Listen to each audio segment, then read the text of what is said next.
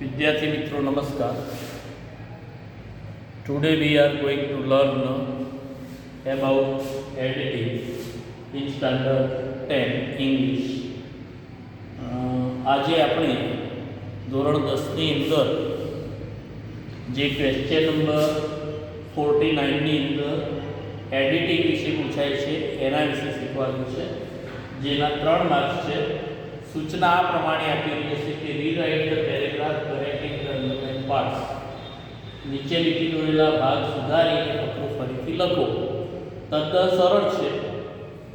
તમને આપેલા ફકરાની અંદર દરેક વાક્યની અંદર 3 શબ્દોની નીચે લીટી દોરેલી હશે. હવે એ 3 શબ્દોની અંદર કઈ કઈ ભૂલો હોઈ શકે એની શક્યતાઓ તમારે વિચારવાની છે. તદ્દન સરળ વસ્તુ છે. તમે પેરેગ્રાફ 2-3 વાર વાંચી અને સમજવા કદાચ પ્રયત્ન કરશો તો તમને એક્ઝેક્ટ ખ્યાલ આવી જશે કે એ જગ્યાએ ખરેખર કયો શબ્દ આવવો જોઈએ.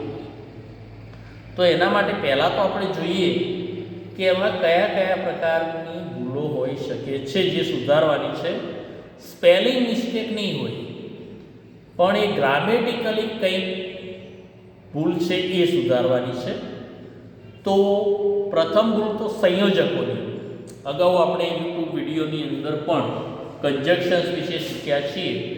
તો વાક્યના અર્થ પ્રમાણે ખરેખર બે વાક્યોને જોડવા માટે કયા પ્રકારનું સંયોજક આવે એ પ્રોપર છે કે નહીં, તો એ સંયોજકને પ્રોપર ન હોય તો બદલવાનું છે, એ ભૂલ. બીજું કે વાક્યમાં એવા સ્થાને વાક્યના પ્રમાણે ત્યાં નામ આવે, નાઉન એટલે નામ, એડજેક્ટિવ વિશેષણ, એડવર્બ ક્રિયા વિશેષણ, વર્બ ક્રિયાપદ આવે, તો એ પ્રમાણે તમારે એ શબ્દને નાઉનને બદલે ક્યાંક એડજેક્ટિવ પણ મૂકવાનું હોય, એડવર્બ પણ મૂકવાનું હોય, વર્બ પણ મૂકવાનું હોય, એવી ભૂલ પણ હોઈ શકે છે. તો એ ભૂલ તમારે સુધારવાની હોય છે, બરાબર. અન્ય મિસ્ટેક્સની અંદર તો ક્યાંક તમારે જે શબ્દો છે વાક્યના કાળ પ્રમાણે સમયદર્શક શબ્દો વપરાય છે કે નહીં. માની લો કે ચાલુ પૂર્ણ વર્તમાન કાળ છે, તો એની અંદર ક્રિયાપદ તો ચાલુ પૂર્ણ વર્તમાન કાળનું આપેલું છે, પણ એના માટે વપરાતા સમયદર્શક શબ્દો સેન્સ અને ફોર એ વપરાયા છે કે નહીં, અને વપરાય છે તો એ સેન્સ પછી સમય બિંદુ આપેલું છે કે ફોર પછી સમયગાળો આપેલો છે કે નહીં, એ બરાબર ખાતરી કરી લેવાની છે. પણ પહેલાં એના વિશે તમે જાણતા હોય તો એ તમે સુધારી શકો. એટલે આ બધા પ્રકારની ભૂલોને સુધારી અને અંડરલાઇનવાળા શબ્દની જગ્યાએ સાચો શબ્દ મૂકી અને તમારે એ પેરેગ્રાફને ફરીથી લખવાનું છે, એવી સૂચના ઉપર સ્પષ્ટપણે આપેલી હોય છે. હવે તમને પહેલી સૂચના મારે એ આપી દેવાની કે હું તમને અહીંયા એક્ઝામ્પલ તરીકે 4 પેરેગ્રાફ આપેલા છે, એની અંદર જે અંડરલાઇનવાળા શબ્દો છે એ શબ્દો સુધારીને ત્યાં કયો શબ્દ મૂકી શકાય એ હું તમને અહીંયા જણાવું છું. જરૂર લાગે તો અહીંયા લખીશ પણ ખરું, પણ એ જવાબ તમારે જાતે એસાઇનમેન્ટમાં લખી અને મને સેન્ડ કરવાનું છે, વોટ્સઅપ કરવાનું છે.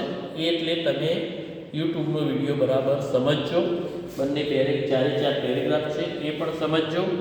એ પેરેગ્રાફ જ્યારે પણ એસાઇનમેન્ટ લખવાના થાય ત્યારે યુટ્યુબના વિડીયોના આધારે તમે પેરેગ્રાફ પહેલાં તમારી નોટબુકમાં લખી દેજો, અને પછી નીચે સાચા જવાબો લખી અને મને ફોટા વોટ્સઅપ કરશો.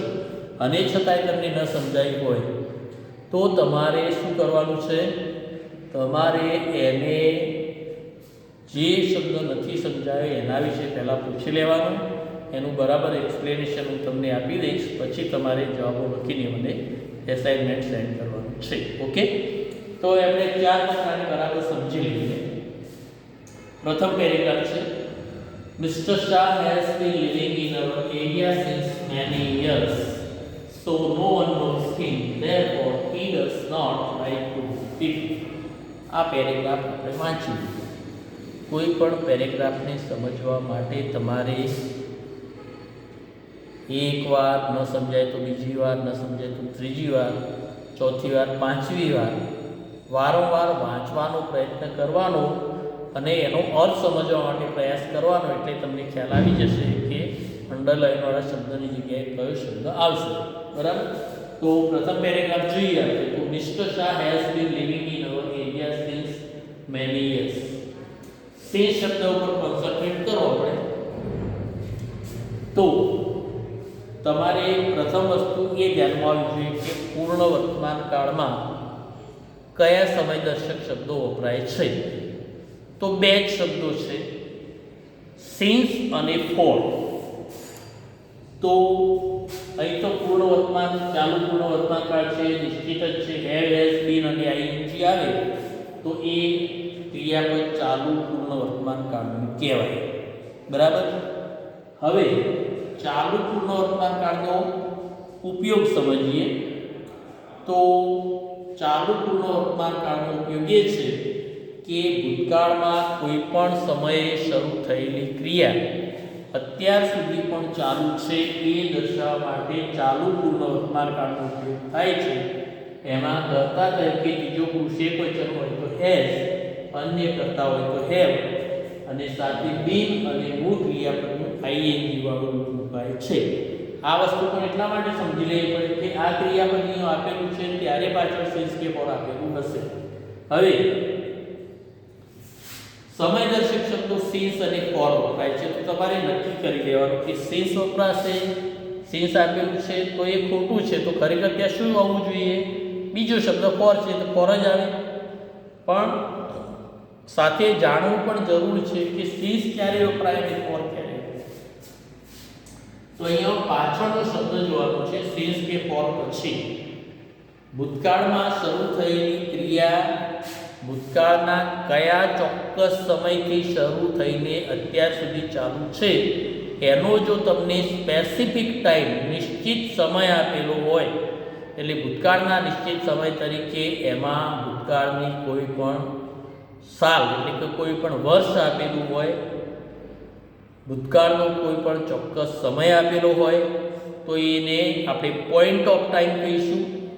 અને પોઈન્ટ ઓફ ટાઈમ હોય એટલે સિન્સ આવે છે. અને બીજી વસ્તુ કે ભૂતકાળના સમયથી અત્યારના સમય સુધીના જેટલી મિનિટો, જેટલા કલાકો, જેટલા દિવસો, જેટલા મહિનાઓ, જેટલા વર્ષો થયા હોય એ વર્ષોનો સમયગાળો આપેલો હોય એટલે કે પીરિયડ ઓફ ટાઈમ આપેલો હોય તો ફોર મુકાય છે. એટલે આપણે એને સમયગાળો કહીશું.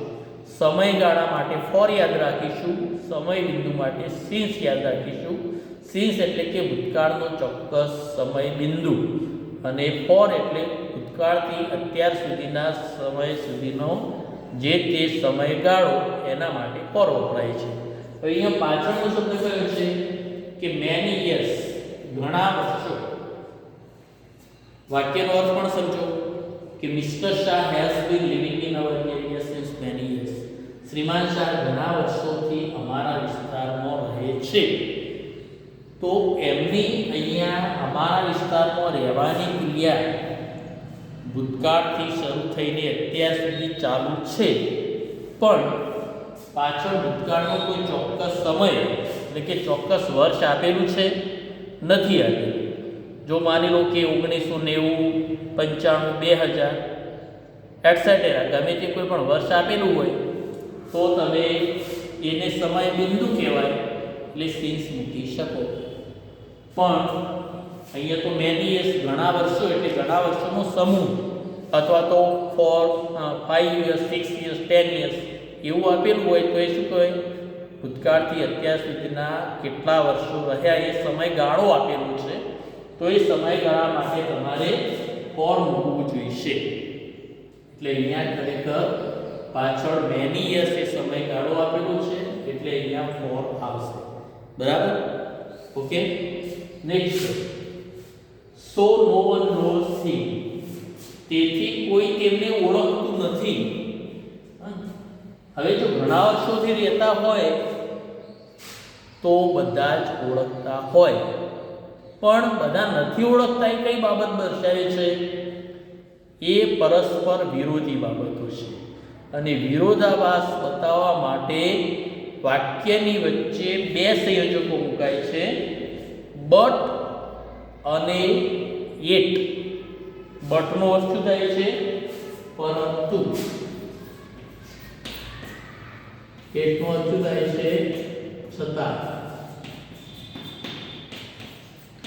બંને સરખા પ્રકારે છે, પણ વિરોધાભાસી બાબત દર્શાવવા માટે આપણે વિરોધાભાસી વિશેષણો હોય તો બટ મૂકીએ છીએ, પણ વિરોધાભાસી ક્રિયા હોય તો આપણે એટ મૂકીએ છીએ. એટલે અહીંયા તમારે વિરોધાભાસ બતાવવા માટે વિરોધાભાસી ક્રિયા રહેવાની ક્રિયા થાય છે, છતાં કોઈ ઓળખતું નથી, એટલે એ વિરોધાભાસી ક્રિયા છે.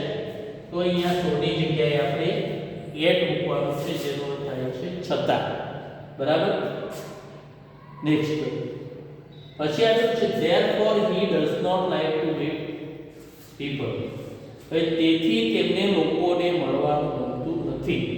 હવે આગળના વાક્યનો અર્થ બરાબર સમજો કે છતાં તેમને કોઈ જાણતું નથી. હવે જાણતું નથી તો એનું પરિણામ અહીંયા નથી આવેલું, પણ એમને કોઈ ઓળખ કેમ નથી?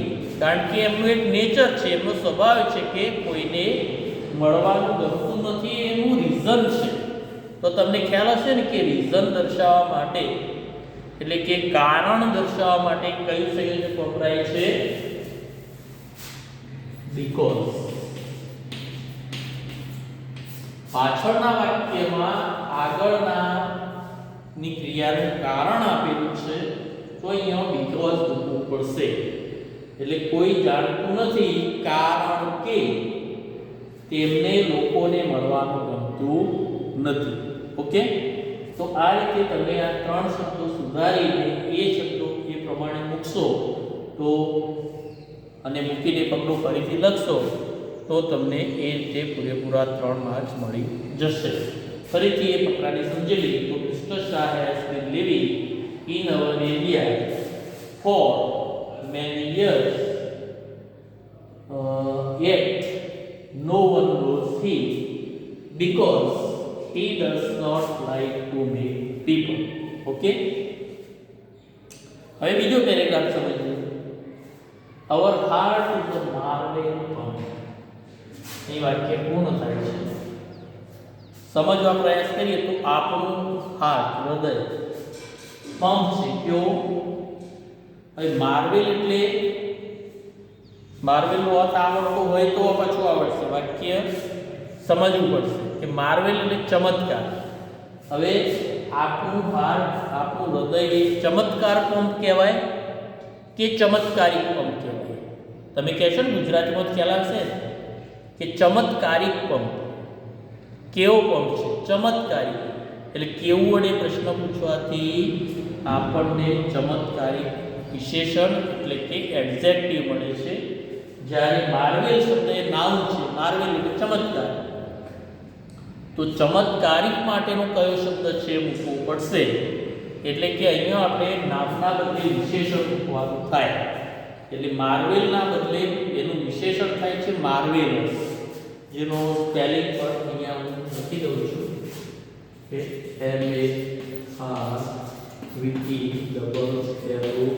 MARVELOUS. માર્વેલસ એટલે શું?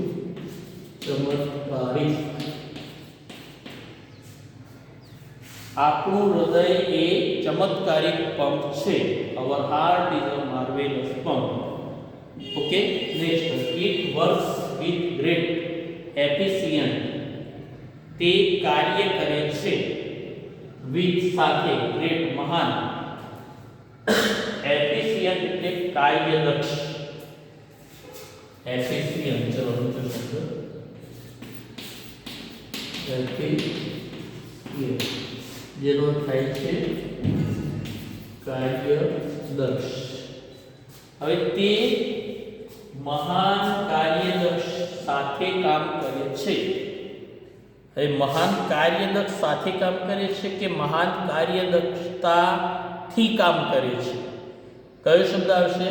કાર્યદક્ષતાથી. કારણ કે એ શબ્દ ક્રિયાના અર્થમાં વધારો કરે છે કે કેવી રીતે કામ કરે છે. એટલે ક્રિયાના અર્થમાં વધારો કરતા પદ તરીકે તમારે ત્યાં ક્રિયા વિશેષણ મૂકવું પડે, અને સામાન્ય રીતે ક્રિયા વિશેષણ મૂકવા માટે તમારે એ વિશેષણ છે એને એલવાય પ્રત્યે લગાડવો પડે. એટલે અહીંયા એફિશિયન્સના બદલે એલવાય પ્રત્યે લગાડો, એફિશિયન્ટલી, જેનો અર્થ થાય કાર્યદક્ષતાથી. It works with great efficiency, એટલે with great efficiently, તે ખૂબ જ કાર્યદક્ષતાથી કાર્ય કરે છે. એટલે અહીંયા એફિશિયન્ટના બદલે શું આવશે? એફિશિયન્ટલી આવશે. Okay. Next, it pumps blood, તે લોહીને પહોંચાડે છે, into the complexity network of tubes, નસોનું જે જાળું છે, કોમ્પ્લેક્સિટી, જટિલતા જાળું. જટિલતા જાળામાં કે જટિલ જાળામાં? નેટવર્ક કેવું? જટિલ નેટવર્ક. કોમ્પ્લેક્સિટી જટિલતા નેટવર્ક ના કહેવાય, અહીંયા નામ આપેલું છે. તો અહીંયા નામ છે તો નામના અર્થમાં કરતું વધારો કરતું પદ આગળ કયું આવે? વિશેષણ આવે. તો અહીંયા આપણે કોમ્પ્લેક્સિટી જે નામ છે એના બદલે શું મૂકવાનું છે? વિશેષણ મૂકવાનું છે. એટલે કોમ્પ્લેક્સિટી આપેલું છે, એટલે કોમ્પ્લેક્સિટીનો અર્થ થાય છે જટિલતા. તો તેની જગ્યાએ વિશેષણ આવે કોમ્પ્લેક્સ, એટલે કેવું? જટિલ. એ વિશેષણ મૂકાય નામના બદલે. તે જટિલ નસોના જટિલ જાળામાં લોહી પહોંચાડે છે. ઓકે, ત્રણે શબ્દો સમજાઈ ગયા? ફરીથી સમજી લઈએ.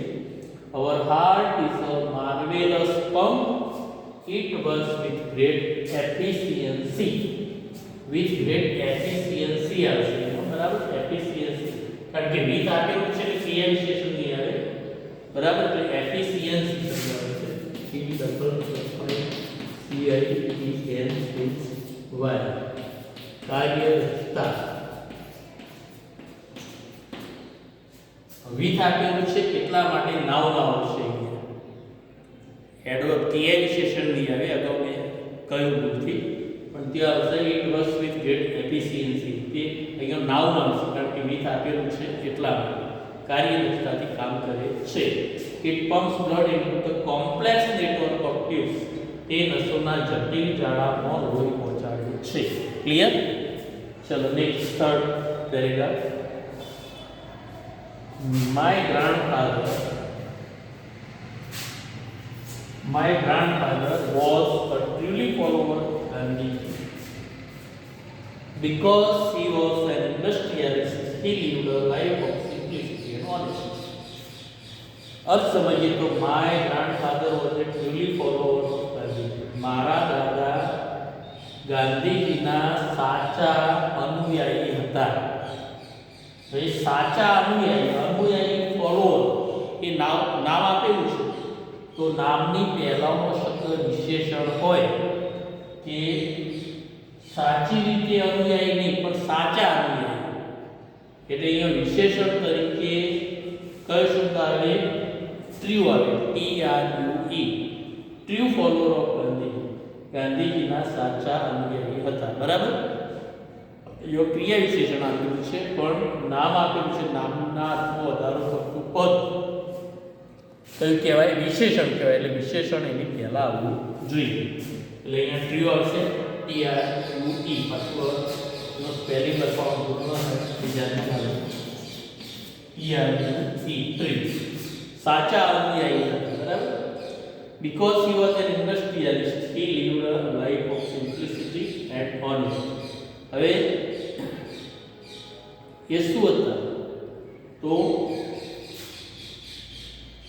એ ઉદ્યોગપતિ હોવા છતાં, હોવાના કારણે સારું જીવન જીવતા હતા નહીં. હોવા છતાં એટલે વિરોધાભાસ છે. એટલે વાક્યની શરૂઆતમાં વિરોધાભાસ માટે જેમ આપણે અગાઉ જોયું કે વિરોધાભાસ દર્શાવવા માટે વાક્યની વચ્ચે બટ અથવા એટ આવે તેમ વિરોધાભાસ દર્શાવવા માટે વાક્યની શરૂઆતમાં 3 સંયોજકો આવે, ત્રણેયનો અર્થ સરખો છે, એમાંથી એકનો ઉપયોગ થાય, જે સંયોજકો છે ધો, ઓલ્ધો અને ઇવન ધો. ધો, ઓલ્ધો અને ઇવન ધો.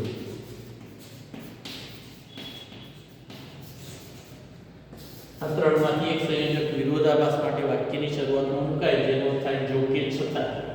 એટલે ધો હી વોઝ ઇન્ડસ્ટ્રીયલિસ્ટ, જો કે તે ઉદ્યોગપતિ હોવા છતાં, he lived a life of simplicity and honesty, તે સાદગીનું અને પ્રામાણિકતાનું જીવન જીવતા હતા. એટલે સિમ્પ્લિસિટી, સાદગી નામ બરાબર છે, પણ અહીંયા ઓનેસ્ટ વિશેષણ છે, એટલે વિશેષણ એટલું વપરાય નહીં, કારણ કે વિશેષણ પછી નામ હોવું જોઈએ, પણ અહીંયા નામ તો મૂકવાનું નથી, કારણ કે લાઈફ સાથે નામ આગળ આવી ગયું છે. એટલે સિમ્પ્લિસિટી સાદગીનું જીવન અને પ્રામાણિકતાનું જીવન. તો પ્રામાણિકતા માટે ઓનેસ્ટનું તમારે નામ મૂકવું પડશે. શું થશે? ઓનેસ્ટી થશે. HONESTY. ઓનેસ્ટી એટલે શું? પ્રામાણિકતા. એટલે સાદગી અને પ્રામાણિકતાનું જીવન જીવતા હતા. ઓકે, તો ફરીથી my grandfather was a true follower of Gandhiji, though he was an industrialist, though although કે even though ગમે તે મૂકી શકાય, though he was an industrialist, he lived a life of simplicity and honesty. Okay, ચલો હવે ચોથો paragraph. The tiger is the national animal of India. It likes to hunt alone. Usually it hunts at night and can see very well by the night. તો હવે અહીંયા તમે જો કે tiger is the national animal of India. તો nation, વાઘ આપણું કેવું પ્રાણી છે કહી શકો? નેશન. તો નેશન એટલે શું? રાષ્ટ્ર. રાષ્ટ્ર પ્રાણી છે. ખરેખર એનિમલ શબ્દ એ નાઉન છે, તો એનિમલ શબ્દ નાઉન હોય તો એની પહેલા વિશેષણ આવવું જોઈએ.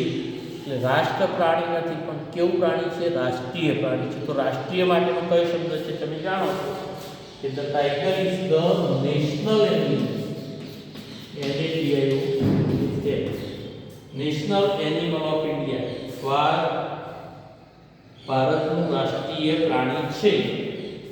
It likes to hunt alone. તેને રાત્રે એકલાને શિકાર કરવાનો ગમે છે.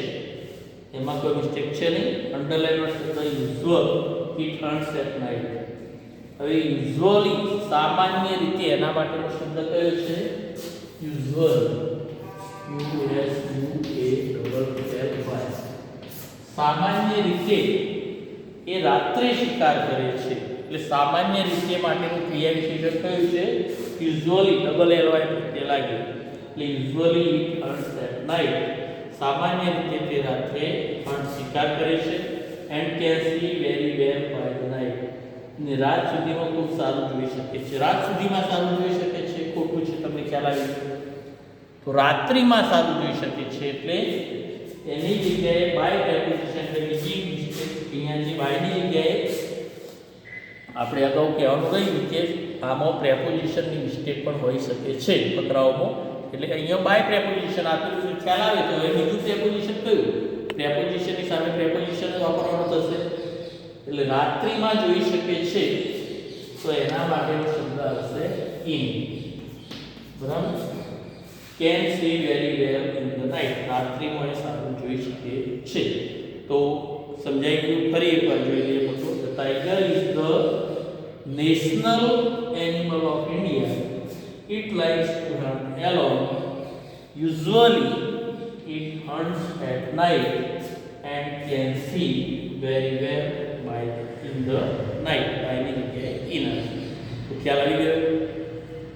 તો વિદ્યાર્થી મિત્રો ફરી એકવાર તમને કહી દઉં કે આપણે વાક્યનો અર્થ બરાબર સમજ્યા પછી એ શબ્દની સ્થાને યોગ્ય નાઉન એડજેક્ટિવ, નાઉન એટલે નામ, એડજેક્ટિવ એટલે વિશેષણ, એડવર્બ એટલે ક્રિયા વિશેષણ, વર્બ એટલે ક્રિયાપદ, એ પ્રમાણે શબ્દો મૂકવાના થશે. અથવા તો પ્રેપોઝિશન મિસ્ટેક હોય તો પ્રેપોઝિશન બદલવાનું રહેશે વાક્યના પ્રમાણે.